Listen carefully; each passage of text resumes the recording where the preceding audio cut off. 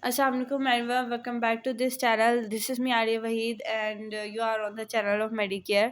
So as you know that we have started the lecture of pharmacy practice and we are discussing the first chapter. Now we are moving to the second chapter which was about extemporaneous dispensing, and we are going to discuss a lot of dispensing product like solution, suspension, ointment, suppositories and a lot of things. So the first dispensing we have to do is about a solution. So this is a book and from which we are going to study this chapter.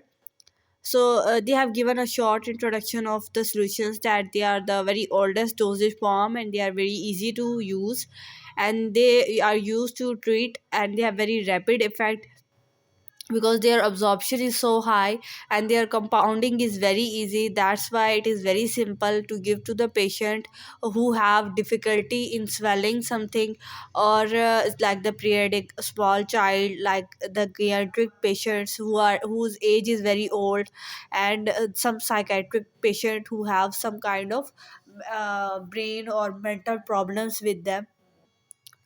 Okay, so that's why the solutions are very important. This is things are written here. So now they have defined the solution, that they are the homogeneous liquids in which one or more ingredient are dissolved into each other, and one or more active ingredient can be dissolved within a one vehicle. So these things are explained here, that and uniform dosage is very important in case of solutions. Okay, now first of all, in the solution we have discussed, we have two things here. First is the vehicle.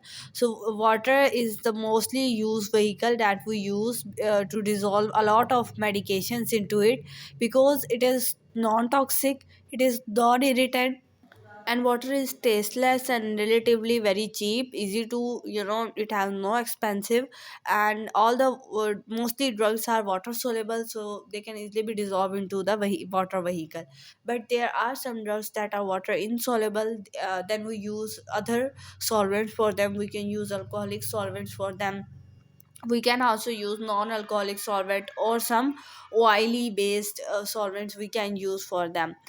Okay, then we have to say that hydrolysis is the disadvantage of using water as a solvent, because a lot of water soluble drugs, when they dissolve into the water, they can undergo the breakdown process, which is the cause as hydrolysis, and due to which we can make our drug ineffective. So that's why this is the major disadvantage of water. And the second advantage of water is that it can cause microbial contamination, because microbes, water provide a best medium for the microbe to grow.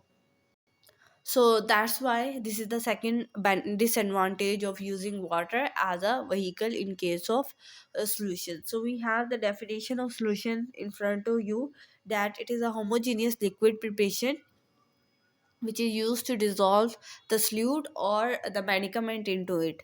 And the British pharmacopoeia definition of a solution is that the oral solutions are the oral liquids that contain one or more ingredient dissolved in a suitable vehicle. Okay, guys, so here they have explained that in the British pharmacopoeia, the oral solutions are defined as the oral liquids containing one or more active ingredient dissolved in a suitable vehicle. So solutions provide a greater number of advantages or disadvantages. Their advantages and then their disadvantages are written. It's a whole paragraph here in which the advantages and the disadvantages of solutions are written. But I will shortly explain the advantages and disadvantages of using the solution. First, we will discuss the advantages, that it is very best for the immediate absorption. So the first thing is that it is immediately absorbed. Now all the things you can write here. Okay, then it is the flexible dosing, like you can change the dose easily. Like if the dosage is low, then you can easily add the other dose into the water. There is nothing to do with it.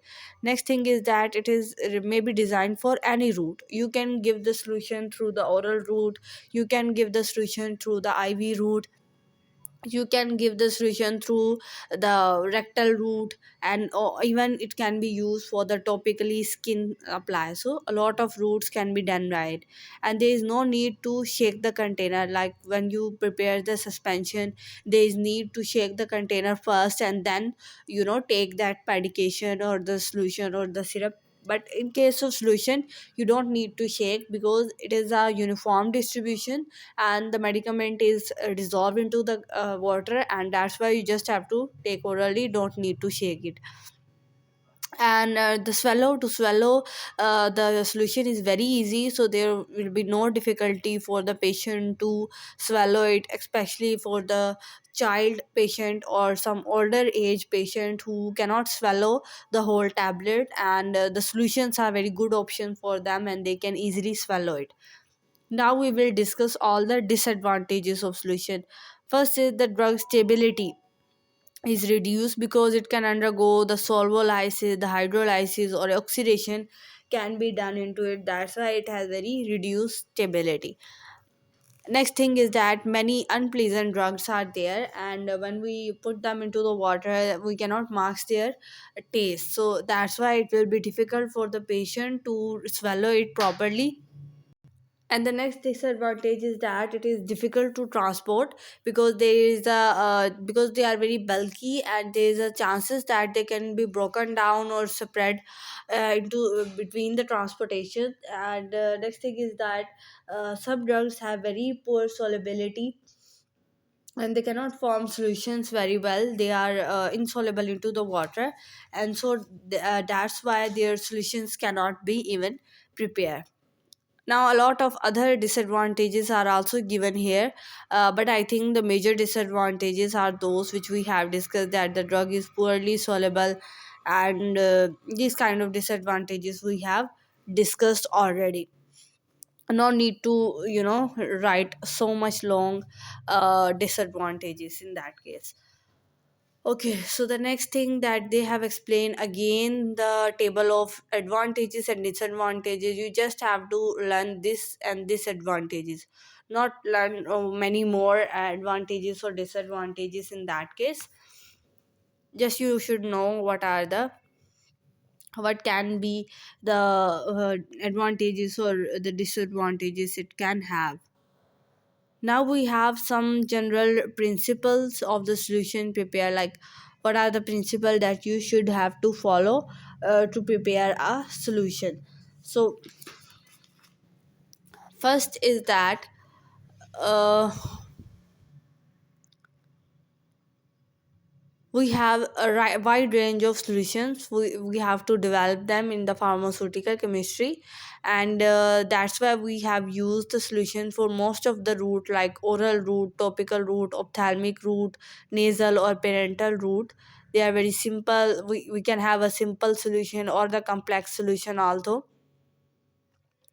So these things are first thing, we while preparing a solution we should know their stability, like whether they are soluble or not, whether the drug is soluble, whether the solution is soluble into. So we have to check the solubility.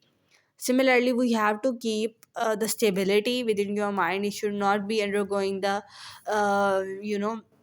degradation, or temperature variation can cause the drug.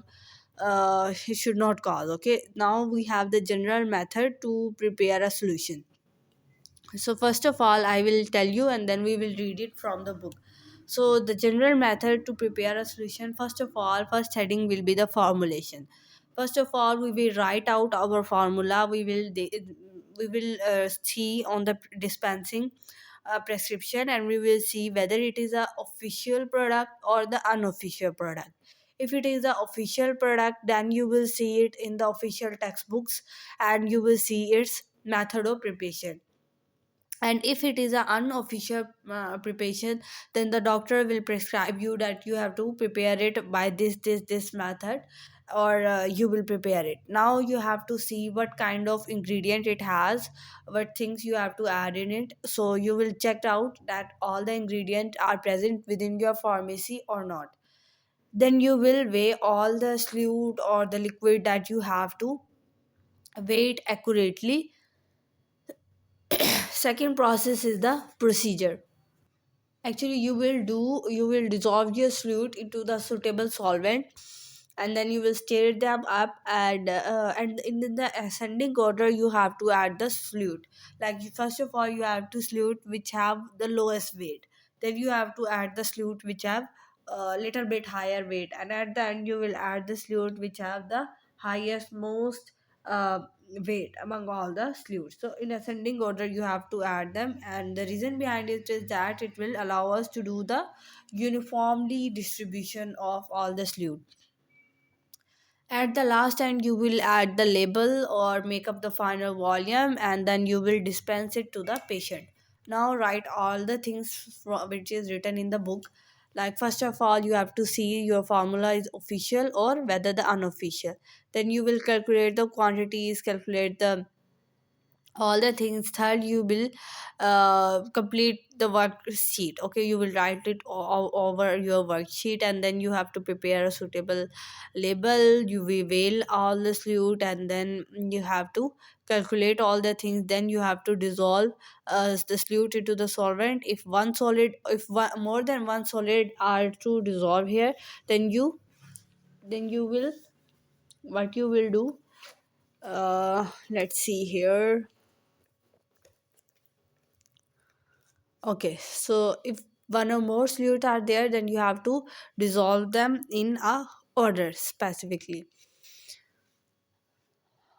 Okay, transfer the appropriate amount of vehicle in a beaker, और फिर आप solid को वहाँ पर transfer करेंगे, stir करेंगे, और अगर आपने सल्यूट का साइज रिड्यूस करना है तो पेस्टलर मोटर को यूज़ करें. Then you have to dissolve it, and then after that you will pour it into the trans container, make up the final volume, add the label, and dispensing to it to the patient. ठीक है.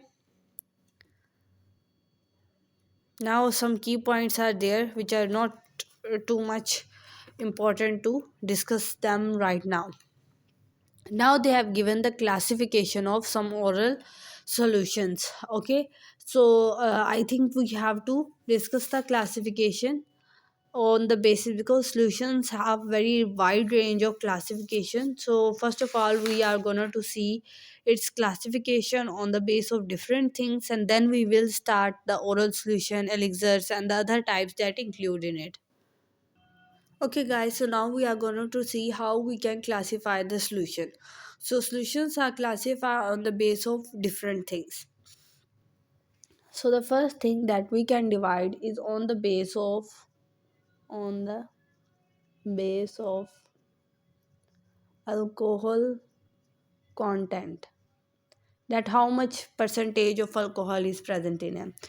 So on the base of alcohol content, it can be the aqueous solution, mean having the water having no alcohol content in them. And can you remember all the kind of liquid or the solutions which are aqueous? Okay guys, so the example of the solution that contain the aqueous solution, like the syrup having the water in it, and you can say the mixtures, they can have the water as a solvent. Next type is the hydroalcoholic solution, which have water, H2O plus alcoholic particles into it. The best example of it is the elixirs. They are hydro alcoholic. Elixir पे आई थी, यहाँ पर आई नहीं आता. ठीक है, spelling ठीक कर लेना. अच्छा, और कुछ होते हैं जो बिल्कुल अल्कोहलिक होते हैं, उनके अंदर वाटर तक नहीं होता है. ठीक है, and the best example is the spirits, ये अल्कोहलिक होते हैं. ठीक है, सो ये सोल्यूशन की टाइप्स आ गई on the base of alcohol content, के उनके अंदर अल्कोहल कितना है. कुछ हैं जिनके अंदर अल्कोहल कंटेंट बिल्कुल नहीं है, कुछ है जिनके अंदर वाटर और साथ अल्कोहल दोनों है, और कुछ हैं जिनमें पूरा अल्कोहल है, कोई वाटर साथ नहीं है. नेक्स्ट टाइप आ जाती है on the base of doses form. Doses form क्या है? ठीक है, कुछ होते हैं solid dose solution, solid dose solution, जिनके अंदर सिर्फ सॉरी सॉलिड नहीं, सिंगल डोज सोल्यूशन, कि मतलब डोज क्या है, सिंगल. जिनके अंदर सिर्फ एक एक्टिव इंग्रेडिएंट होता है, ठीक है। जैसे एग्जांपल में हम ड्राफ्ट की बात कर लेते हैं, उनके अंदर हम एक ही एक्टिव इंग्रेडिएंट डालते हैं। और कुछ होते हैं जिनके अंदर सिंगल नहीं मल्टी डोज सोल्यूशन होता है। क्या होता है? मल्टी डोज सोल्यूशन होता है। इसकी एग्जांपल में हमारे पास सिरप आ जाता है। सिरप में हम बहुत सारी, मतलब हम सुक्रोज भी डालते हैं, वाटर भी डालते हैं, अपना मेडिकामेंट भी डालते हैं। इसी तरह एलिक्सर्स के अंदर भी अल्कोहल भी आता है, वाटर भी आ रहा होता है और हमारा मेडिकामेंट भी आ रहा होता है। सो ये मल्टी डोजेज फॉर्म है, ठीक है। नेक्स्ट हम क्लासीफाई कर देते हैं हमारे सोल्यूशन को on the base of its composition, कि इसकी कंपोजिशन कैसी, कंपोजिशन की स्पेलिंग देख लेना खुद ही, ठीक है। एक होते हैं simple solution which have only single dose या वन एक्टिव इंग्रेडिएंट, जिसमें आप सलाइन सोल्यूशन की एग्जांपल दे सकते हो। सलाइन सोल्यूशन में क्या होता है? NaCl और वाटर के अंदर डिजोल्व होता है, ठीक है। इसी तरह कुछ होते हैं दूसरे कॉम्प्लेक्स सोल्यूशंस जिनके अंदर मल्टीपल डोज होगी, जैसे सिरप हो गया, एलिक्सर हो गया, ये वही चीज़ें इसी के अंदर आ जाएंगी। नेक्स्ट आ जाता है on the base of viscosity, कि आपके सोल्यूशन की विस्कोसिटी क्या है, कॉन्सेंट्रेटेड सोल्यूशन है या डाइल्यूटेड सोल्यूशन है। कॉन्सेंट्रेटेड सोल्यूशन होगा तो उसका क्या होगा? जैसे सिरप, इसकी कॉन्सेंट्रेशन ज़्यादा होती है। कुछ डाइल्यूटेड सोल्यूशंस होते हैं जिनमें आप मिक्सचर्स की ना एग्जांपल आप लोग दे सकते हो। नेक्स्ट हम लोग क्लासीफाई कर देते हैं सॉल्यूशंस को on the base of their use. कुछ होते हैं जो इंटरनल यूज़ हो रहे होते हैं और कुछ होते हैं जो एक्सटर्नल तौर पे यूज़ होते हैं। इंटरनल यूज़ में आप सिरप की एग्जांपल, सिरप हम ओरली इनटेक करते हैं, मिक्सचर्स हम ओरली इनटेक कर रहे होते हैं, ठीक है। लिंग टक्स कि हम ओरली ले लेते हैं, गार्गल्स, माउथ वॉश, ये सारे ओरल। कुछ होते हैं जो एक्सटर्नल यूज, जैसे लोशन, वाटर बेस या सोल्यूशन बेस लोशन भी होते हैं। लिनमेंट हम टॉपिकली अप्लाई कर रहे होते हैं और कोली डायोन्स ये भी हम टॉपिकली अप्लाई कर रहे होते हैं। सो ये एक्सटर्नल यूज़ के हैं, कुछ इंटरनल यूज़ के, कुछ एक्सटर्नल यूज़ के। बाकी आगे आ जाते हैं कुछ एडमिनिस्ट्रेशन की बेस पे। कुछ हम ओरली टेक इनटेक करते हैं, कुछ होते हैं ओरल सोल्यूशन, ओरल इनटेक, जैसे सिरप, मिक्सचर हो गया, ये सारे हम, लिंटेक्स हो गए, ये सारे हम ओरली इनटेक करते हैं, ठीक है। कुछ होते हैं जो बी यू बुकल सोल्यूशन होते हैं जो सिर्फ हम ओरल कैविटी तक लेके जाते हैं, जैसे एलिक्सर ज़्यादा हो गए या माउथ वॉशेस की एग्जांपल इसमें, माउथ वॉशेस, ठीक है। उसके बाद कुछ आ जाते हैं रेक्टल सॉल्यूशन, जैसे नीमास की एग्जांपल बेस्ट आ जाएगी, ठीक है। कुछ आ जाते हैं ओरोफेरेंक्स, ओरोफेरेंक्स, इसकी एग्जांपल में माउथ वॉशेस या थ्रोट पेंट्स वगैरह बेस्ट, थ्रोट पेंट ज़्यादातर बेस्ट एग्जांपल्स इसकी आ जाती हैं, ठीक है। so ये थी हमारी सॉल्यूशन की क्लासिफिकेशन, जिसको में हमने सॉल्यूशन को डिफरेंट क्लासेस में क्लासिफाई किया। अब हम डिस्कस करेंगे सारे टाइप्स के ओरल सॉल्यूशंस और हर तरह के हम सॉल्यूशंस की देखेंगे, उनके बारे में शॉर्ट से डिस्कवर करेंगे। वैसे भी आप पहले भी जानते हैं कि सिरप क्या है, एलिक्सर क्या है, इतना ज़्यादा डिटेल से नहीं, हम जल्दी जल्दी इसको पढ़ेंगे। अच्छा बच्चों, यहाँ पर कुछ ओरल सोल्यूशन दिए हुए हैं, जैसे एलिक्सर ओरल लिक्विड सोल्यूशन है, जिसके अंदर क्या हो जाता है, हमारा अनप्लीजेंट ड्रग आ जाती है। इसके अंदर हम लोग क्या करते हैं कि water hydro alcoholic K solution है, जिनमें नॉन एक्वस सोल्यूशन जैसे अल्कोहल वगैरह सिग्निफिकली प्रोपोर्शन में वाटर के साथ आ जाते हैं, ठीक है। इन्हें हम एलिक्सर्स कहते हैं। जो एलिक्सर्स हैं ये हमेशा लिक्विड ही मीडियम में होंगे, ये कभी भी सॉलिड इन्हें नहीं कंसिडर करना, और ये स्वीटर है, इनका बहुत स्वीट टेस्ट होता है, इस वजह से ये उन ड्रग्स के लिए जिनका अनप्लीजेंट टेस्ट है उनके लिए ये बेस्ट जो है ना वो काम करते हैं। नेक्स्ट जो ओरल सोल्यूशन की टाइप आपके पास यहाँ दी गई है वो है लिंटेक्स। ये भी ओरल लिक्विड सोल्यूशंस होते हैं जो कि कफ को ट्रीट करने के लिए यूज़ होते हैं। इन्हें स्लोली स्वेलो करना होता है और ये बड़े विस्कस होते हैं। ये ना हमारे थ्रोट के लिए एज अ एक्सपेक्टोरेंट, ये डिमल्सेंट के तौर पे जो है ना वो एक्ट करते हैं। आप यहाँ पर देख सकते हैं कि ये डिमल्सेंट, एक्सपेक्टोरेंट और सेडेटिव पर्पस के लिए भी यूज़ होते हैं, कफ को ट्रीट करते हैं ये लोग। स्लोली इन्हें स्वेलो करना होता है और विस्कस सोल्यूशन होते हैं क्योंकि इनके अंदर शुगर होती है। फिर सिरप, ये कॉन्सेंट्रेटेड विस्कस सोल्यूशन होते हैं जिनके अंदर शुगर होती है, सुक्रोज मोस्टली होती है। सिरप मिक्सचर जो है वो भी लिक्विड प्रिपरेशन है जो कि आप ओरली लोगे, इनके अंदर मेडिकामेंट डिज़ोल्व हुई हुई होती है। ड्राफ्ट की बात हम लोगों ने की, ये भी लिक्विड होते हैं, सिंगल डोज होती है इन लोगों की, और each draft usually supplied 50 ml of container. Spirits ये अल्कोहल बेस्ड होते हैं जिनके अंदर वन और मोर कंपोनेंट्स होते हैं, इनके अंदर प्योर एथेनॉल भी होता है या डाइल्यूटेड एथेनॉल भी हो सकता है। फिर आ जाते हैं कुछ पीरियडिक ड्रॉप्स, जो बच्चों को ओरल लिक्विड के ड्रॉप्स दिए जाते हैं, वो भी प्रेजेंट हैं। गागल्स और माउथ वॉशेस थ्रोट के इन्फेक्शंस वगैरह के ट्रीट करने के लिए यूज़ होते हैं। मोस्टली ये होते हैं कंसनट्रेटेड फॉर्म में, हम इन्हें पहले डाइल्यूट करते हैं और फिर यूज़ करते हैं।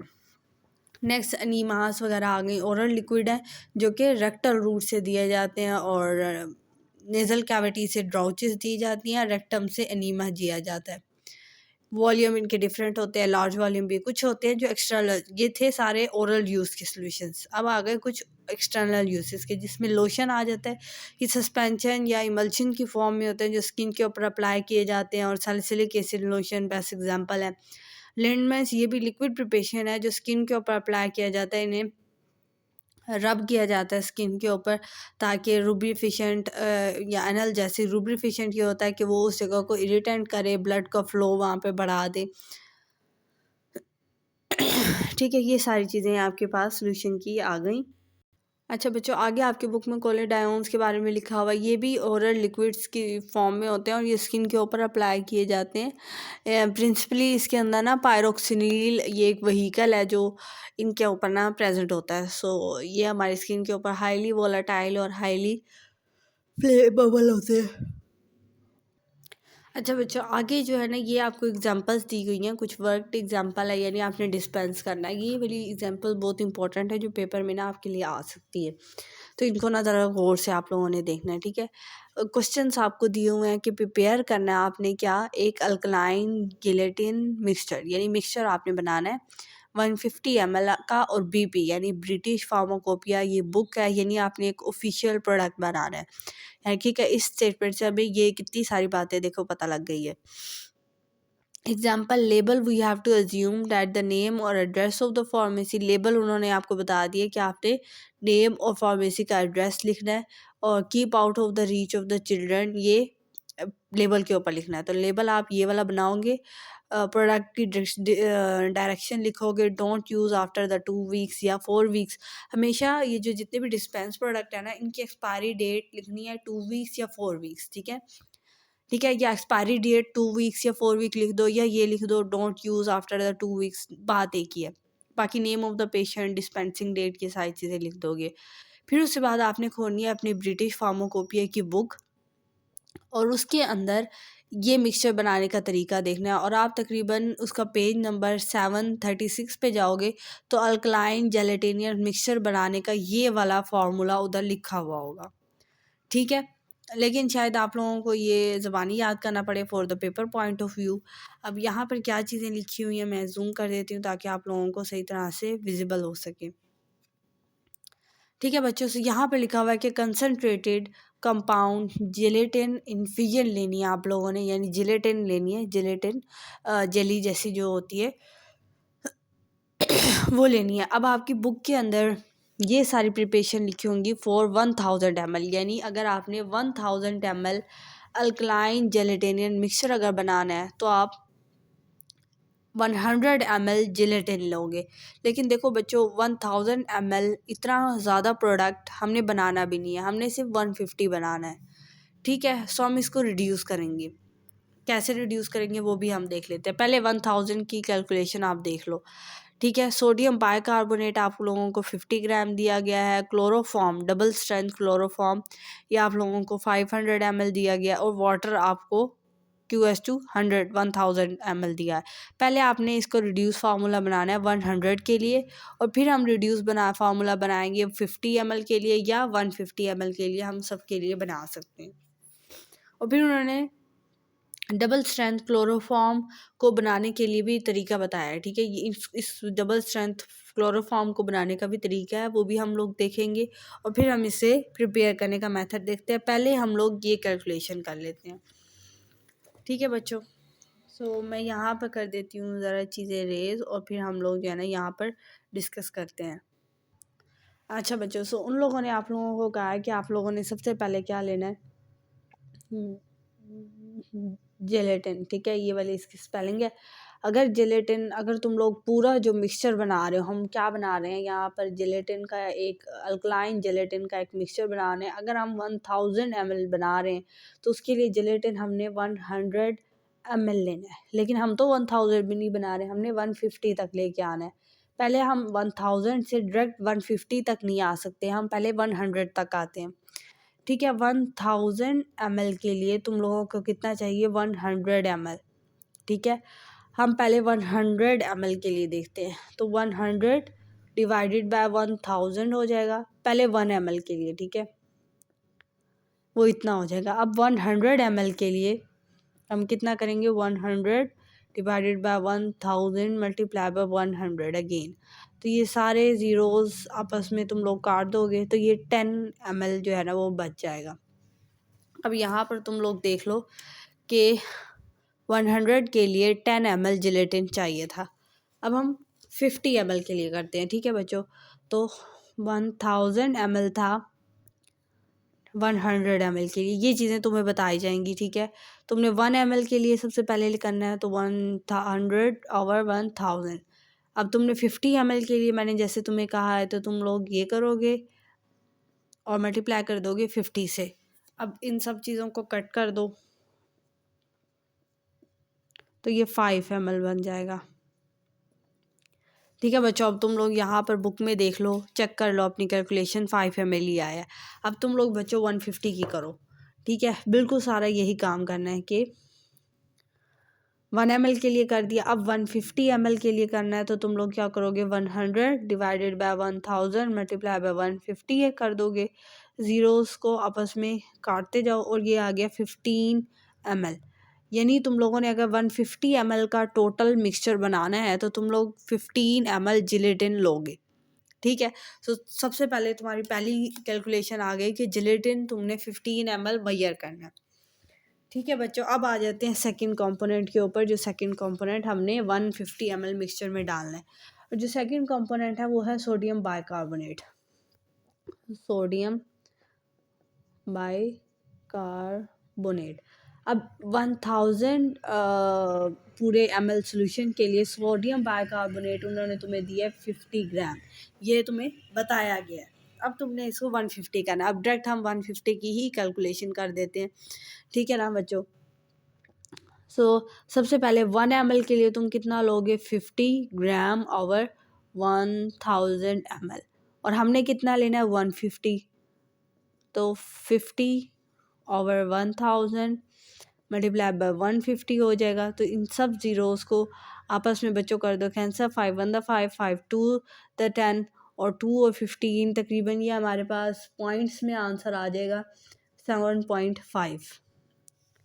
ठीक है, यानी हमने 7.5 ग्राम सोडियम बाइकार्बोनेट लेना है ताकि हम 150 ml का मिक्सचर बना सकें। ठीक है, अब ये सब की कैलकुलेशन हमारे पास आती जा रही हैं कि 150 अगर हमने बनाना है तो कितना करना है। ठीक है, ये कैलकुलेशंस करना एक फार्मासिस्ट का काम है, इसलिए तुम लोग ये सारी कैलकुलेशंस अपने हाथों से निकालोगे तो तुम्हारा हो जाएगा। फिर आगे आ जाता है डबल स्ट्रेंथ क्लोरोफॉर्म वाटर। ठीक है बच्चों, अब पहले तो हम लोग देखते हैं कि ये जो क्लोरोफॉर्म वाटर है इसे प्रिपेयर कैसे करना है भाई। तो चलो पहले हम इसकी कैलकुलेशन कर देते हैं, फिर हम देख लेंगे इसे प्रिपेयर कैसे करना है। ठीक है ना, पहले हम जो तरतीब कर रहे हैं ना हम उसे करते हैं। 1000 ml के लिए तुम लोगों को क्लोरोफॉर्म जो चाहिए था ना वो 500 ml चाहिए था। ठीक है, 1 ml के लिए कितना लोगे तुम, 500 डिवाइडेड बाय 1000, और 150 के लिए इतना हो जाएगा। ठीक है, सही कर रही हूँ ना मैं। ज़ीरो से ज़ीरो कट गया, ये ज़ीरो इससे, ये ज़ीरो इससे। 15 को 5 से जब तुम लोग क्रॉस मल्टीप्लाई करोगे तो ये तकरीबन 75 ml बच जाएगा। यानी 75 ml क्लोरोफॉर्म वाटर तुम लोग ऐड करोगे ताकि 150 ml का मिक्सचर तुम लोग बना सको। नेक्स्ट वाटर की बात कर लेते हैं। अगर 150 ml का सोल्यूशन बनाना है तो तुमने QS water QS to 150 ml तुम लोगों ने कर देना है। ठीक है, ये कैलकुलेशन हमने सारी कर ली है, तुम लोगों ने पहले ये सारी कैलकुलेशंस कर लेनी है। अब बच्चों ये मैच कर लो अपनी कैलकुलेशंस के सारे आंसर्स, हमने यही के यही निकाले हैं। अब बात आ जाती है क्या प्रिपेयर करने की, डबल स्ट्रेंथ क्लोरोफॉर्म वाटर को प्रिपेयर करने की। अब कैसे प्रिपेयर करोगे, सबसे पहले कंसनट्रेटेड क्लोरोफॉर्म तुम्हें दिया जाएगा, 5 ml लेना है और उसको वाटर के अंदर डालना है, QS2 100 ml। 5 ml क्लोरोफॉर्म को वाटर के अंदर डालने से तुम डबल स्ट्रेंथ क्लोरोफॉर्म वाटर बनाओगे।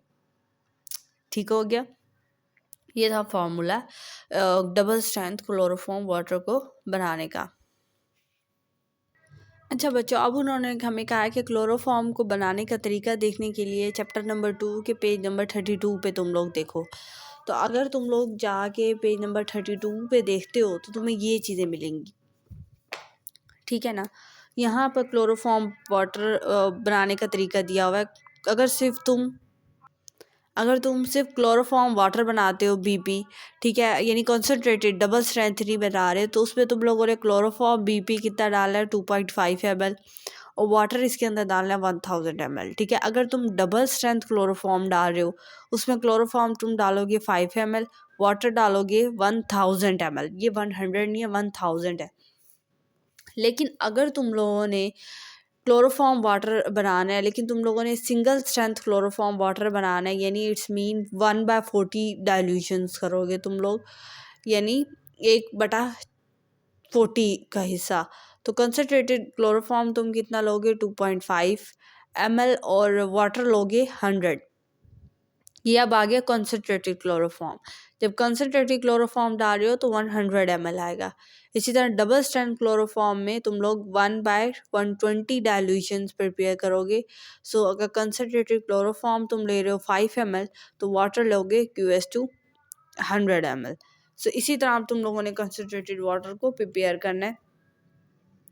करना कैसे है प्रिपेयर, तो वो बिल्कुल वैसे ही प्रिपेयर करना है जैसे तुम लोगों को बताया गया है। ठीक है, यहाँ पर इसको बनाने का तरीका भी लिखा हुआ है, तुम लोग यहाँ पर देख सकते हो कि तुम लोगों ने 90 ml का जो है ना वाटर लेना है, जो बॉइल्ड हुआ हुआ हो और कूल हुआ हुआ हो 100 ml में। उसके अंदर 5 ml कंसनट्रेटेड क्लोरोफॉर्म डालोगे तुम, मैयर और ऐड करोगे और ज़रा स्टिर करोगे, और टोटल वॉल्यूम 100 ml तुम लोगों ने बना देना है, और वो प्रिपेयर हो जाएगा तुम्हारा डबल स्ट्रेंथ क्लोरोफॉर्म वाटर, जिसकी डाइल्यूशन होगी 1:20 की डाइल्यूशन। अगर सिंगल स्ट्रेंथ क्लोरोफॉर्म होगा तो 1/40 की डाइल्यूशन होगी। अच्छा बच्चों, यहाँ पर मेथड लिखा हुआ है कि इसी मास्टर फार्मूला जो BP के अंदर है, इसी के मुताबिक तुम लोग फाइनल कैलकुलेशन करोगे, और 150 के लिए जो कैलकुलेशन है उन्हें तुम देखोगे। स्टेप नंबर 1 क्या है, उन्होंने कहा है कि simply to take the calculation through number of stages से कैलकुलेशंस को करो। उन्होंने कैलकुलेशंस करने का तरीका बनाया, लेकिन हम लोगों ने सारी कैलकुलेशंस कर ली हैं। ठीक है, हम लोग नेक्स्ट स्टेप पे चलते हैं, क्योंकि हम लोगों ने ये चीज़ देख लिया, हमने सारा कुछ कैलकुलेट कर लिया है। अब स्टेप नंबर 2 में वो लोग तुम्हें कह रहे हैं कि तुम लोगों ने डबल स्ट्रेंथ क्लोरोफॉर्म बनाना है। ठीक है ना, टू मेक द सिंपल और accurate measurements double strength water तुम लोग किस तरह से बनाओगे। उन्होंने कहा है कि 75 ml of double strength water is required. तुम लोगों ने 100 ml क्लोरोफॉर्म बनाया है। यहाँ पर तुम लोग देखो, हम लोग जो बना रहे हैं टोटल क्लोरोफॉर्म वाटर वो 100 ml बना रहे हैं, लेकिन हमें 150 के लिए क्लोरोफॉर्म वाटर कितना चाहिए डबल स्ट्रेंथ, ये हमें चाहिए 75 ml चाहिए, यानी उस 100 में से हमने सिर्फ 75 ml लेना है। ठीक है, तो तुम लोगों ने पूरा 100 का 100 नहीं डाल देना, सिर्फ 75 ml उसमें से डालना है। सो अप्रोप्रिएटली तुम लोग पहले तो क्लोरोफॉर्म वाटर बनाओगे ना, उसके बाद तुम लोगों ने उसमें से स्टेयर करना है, और वो सारी चीज़ें आ गई हैं। अब उसके बाद उन्होंने सोडियम बाइकार्बोनेट की सारी कैलकुलेशंस यहाँ पर दी हुई हैं कि तुम लोग 75 ग्राम सोडियम बाइकार्बोनेट वे करोगे, 75 ml of chloroform water way करोगे 90 ml का, इन सारी चीज़ों को मिक्स कर दोगे। ठीक है ना, तो ये सारी चीज़ें उन्होंने यही लिखी हुई हैं कि तुम लोग इन सब चीज़ों को लोगे और मिक्स कर दोगे। नेक्स्ट देख लेते हैं क्या लिखा हुआ है। सोडियम बाइकार्बोनेट उन्होंने कहा तुम लोगों ने जो 7.5 ग्राम डालना है वो व्हीकल में आप लोग डालोगे और स्टिर करोगे, ट्रांसफ़र द सोल्यूशन, उन्हें एक कॉनिकल मेयर में ट्रांसफ़र कर दोगे और उसमें अंदर 515 ml जिलेटिन डालोगे अप्रोक्सीमेटली, और फिर तुम लोगों ने इसके अंदर वाटर डालना है। अभी देखो तो हम लोगों ने असेंडिंग ऑर्डर में सारी चीज़ें ना ऐड की हैं। अब इन सब में से देखो वाटर के अंदर सारी चीज़ें आएंगी ना, लेकिन सबसे कम वॉल्यूम किसका है? सबसे कम सबसे पहले सोडियम बाइकार्बोनेट का। सबसे पहले हमने सोडियम बाइकार्बोनेट डाला, फिर हमारे पास बाकी दो वाटर्स हैं। लेकिन जो जिलेटिन है ये ज़रा कंसनट्रेटेड जेली टाइप वाटर होता है, क्लोरोफॉर्म वाटर, बस थोड़ा वो होता है। सबसे पहले हम क्लोरोफॉर्म वाटर डालेंगे और फिर हम जिलेटिन डालेंगे, फिर एंड में इन सब का मिक्सअप करेंगे और फिर हमारे पास फाइनल सोल्यूशन बन जाएगा। सिमिलरली तुम लोगों को ये दूसरा सोल्यूशन दिया हुआ है जिसमें हम 50 ml अमोनियम क्लोराइड का मिक्सचर बना रहे हैं। डायरेक्शन इसकी यही है, 4 वीक्स के बाद यूज़ नहीं करना, बाकी सारी चीज़ें वही हैं। 100 ml के लिए तुम्हें ये सारी कैलकुलेशंस दी गई हैं, तुमने 50 ml के लिए सारी कैलकुलेशंस करनी है। अब हम जल्दी से इनकी 50 ml के लिए कैलकुलेशंस कर लेते हैं और फिर हम देखते हैं आगे क्या दिया हुआ है। ठीक है बच्चों, सो अब हमारे पास इसके अंदर हमारे पास चीज़ें क्या क्या हैं ये देख लो। अमोनियम क्लोराइड है, अमोनियम क्लोराइड है हमारे पास 1000 के लिए 100 ग्राम है। ठीक है, और हम लोगों ने कितना बनाना है? 50। ठीक है, सो 1 के लिए कितना होगा? 100 ओवर 1000 और 50 के लिए इतना होगा। ठीक है, काट दो सारी चीज़ें, तो ये आ गया 5 आंसर, यानी 5 ग्राम अमोनियम क्लोराइड डालोगे ताकि ये सॉल्यूशन या मिक्सचर जो भी है ये तुम लोग बना सको। ठीक है, 5। इसी तरह ये सारी कैलकुलेशंस तुम लोग करोगे। एरोमेटिक अमोनियम सॉल्यूशन 50 ml चाहिए। जस्ट सिंपल यहाँ पर तुम लोग क्या लिख दोगे? 50 डिवाइडेड बाय 1000 मल्टीप्लाई बाय 50, काट दो सारी चीज़ें। 5 1 5, 5 2 10, 5 divided by 2 it will be 2.5 ml। ठीक है बच्चों, नेक्स्ट चीज़ हमारे पास उन्होंने कहा है लिक्विराइज वाटर है जो कि 100 चाहिए। इसका आंसर बिल्कुल वही आ जाएगा जो सबसे पहली कैलकुलेशन हम लोगों ने की थी। ठीक है बच्चों, से यहाँ पर हो गई कैलकुलेशंस कंप्लीट। सारी चीज़ों का तुम लोगों ने वे करना है। अब यहाँ पर लिक्विराइज एक्सट्रैक्ट भी हमारे पास सबसे पहले तुम लोगों ने कैलकुलेट करने हैं। सबसे पहले अमोनियम क्लोराइड जो कि सॉलिड फॉर्म में है, बाकी सारे लिक्विड फॉर्म में, उससे तुम लोगों ने वे कर लेना है इलेक्ट्रॉनिक बैलेंस में। ठीक है ना बच्चों? अच्छा, तो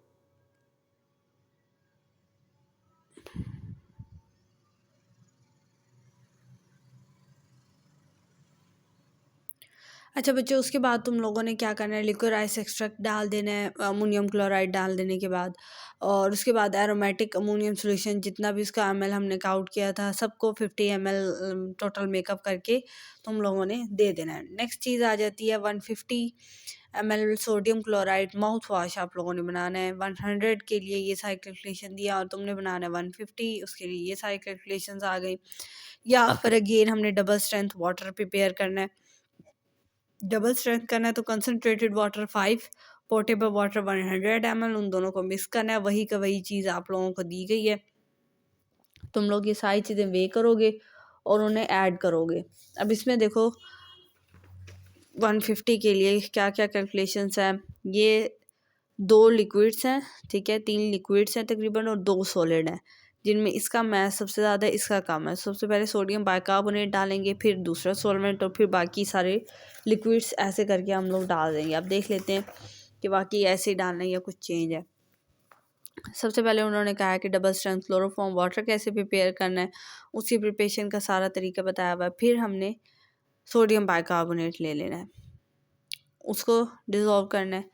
फिर उसके बाद हम लोगों ने सोडियम बाइकार्बोनेट को सबसे पहले जो जिसका सबसे पहला बड़ा वेट है, फिर दूसरे को, फिर इन सबको आपस में स्टिर करते जाना है और सब सारी चीज़ें ऐड करके एंड में आप एक सोल्यूशन निकाल देंगे।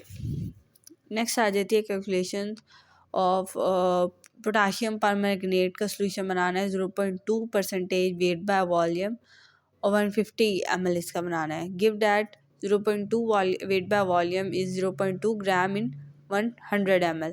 सो यानी 200 mg होगा पोटाशियम परमैंगनेट इन 100 ml। ये तुम लोगों को बता दी उन्होंने, सहूलत कर दी है तुम्हारी, ठीक है ना। सो 100 के लिए इसका प्रोडक्ट फार्मूला तुम लोगों को दे दिया, 150 के लिए तुम लोग खुद निकाल रहे हो, ठीक है ना। यानी 0.2% वेट बाय वॉल्यूम, ये तुम लोगों को उन्होंने बीपी का फार्मूला बता दिया। Weight by volume it's mean 0.2 ग्राम है इन 100 ml, ठीक है। ये है प्रोडक्ट फार्मूला। अब इसको तुम लोगों ने बनाना है 150 ml के लिए। सिंपली तुम लोग क्या करोगे, 0.2 gram divided by 100 multiply by 150, cut कर दो सारी चीज़ें, ठीक है। इसको 200 mg कर दो, 200 mg, ठीक है। अब इसके साथ ये कट हो गया, ठीक है। अब 20 क्रॉस 115, ये हमारे पास आ जाएगा 300, ठीक है। 300 mg पोटाशियम परमैंगनेट को तुम 150 के अंदर डालोगे। पोटाशियम परमैंगनेट कोल्ड वाटर में सोलेबल होता है, तो तुम लोग पहले वाटर को इस तरह से कोल्ड कर लोगे और फिर उन्हें ऐड कर दोगे। बात बिल्कुल सिंपल सी है। और फिर तुम लोग इसको ट्रांसफ़र कर दोगे कूल, और ये सारी चीज़ें हो जाएंगी। अच्छा, पैकेजिंग की बात कर लेते हैं। तो तुम लोगों ने इसको पैक किस तरह, एक्सटर्नल प्रिपरेशन है तो तुम लोगों ने बॉटल के ऊपर लिखना है एम्बर्ड कलर बॉटल में विद द वर्टिकल वेजेस, और ये सारी चीज़ें तुम लोग देख लोगे। लिक्विड अगर ओरल प्रिपरेशन है तो प्लेन और स्मूथ एम्बर बॉटल, अगर ओरल है, ये चीज़ इंपॉर्टेंट है। अगर ओरल सोल्यूशन है तो प्लेन और स्मूथ बॉटल होनी चाहिए। और अगर हमारे पास कोई एक्सटर्नल प्रिपरेशन है तो उसके लिए फ्लूटेड एम्बर्ड बॉटल होनी चाहिए जिसके अंदर वर्टिकल रिजेस हों, ठीक है। अगर एक्सटर्नल है तो वर्टिकल रिजेस हो, अगर ओरल है तो स्मूथ हो। डिस्कार्डेड डेट क्या लिखनी है, फ्रेशली प्रिपेयर करनी है 4 आवर्स के, 24 आवर्स और 4 वीक्स और 2 वीक्स वाला स्टेप यहाँ पर तुम लोग अप्लाई करोगे। यहाँ पर टेबल में सारी चीज़ें लिख दी हैं। अगर ओरल है तो एम्बर्ड फ्लैट मेडिकल बॉटल होगी, एक्सटर्नल है तो एम्बर फ्लूटेड होगी, फ्लूटेड जिनके अंदर वर्टिकल रिजेस होंगी। कितने mls में हो सकता है ये भी लिख दिया, और कौन कौन सी प्रिपरेशन है जो होंगी। लेबलिंग कैसे करनी है, not to be taken, not to be swallow in this amount, ये सारी चीज़ें तुम लेबल इसके ऊपर डाल दोगे। और क्या लेबल डाल सकते हो, not to be taken only for rectal use अगर रेक्टर यूज़ के लिए, फॉर एक्सटर्नल यूज़ ओनली अगर सोल्यूशन एक्सटर्नल यूज़ के लिए, ठीक है। सो ये था हमारा सारा चीज़ें जो हम लोगों ने डिस्कस की हैं। और आई होप कि आप लोगों को ये सारी चीज़ें जो है वो समझ में आ गई होंगी। और अगर आपको फिर भी कोई कन्फ्यूजन है तो then you can definitely leave a comment for me, I will give answer to you, and I hope that you will find it very easy to remember it. So take care, meet you soon in the next lecture with the next topic. Allah Hafiz.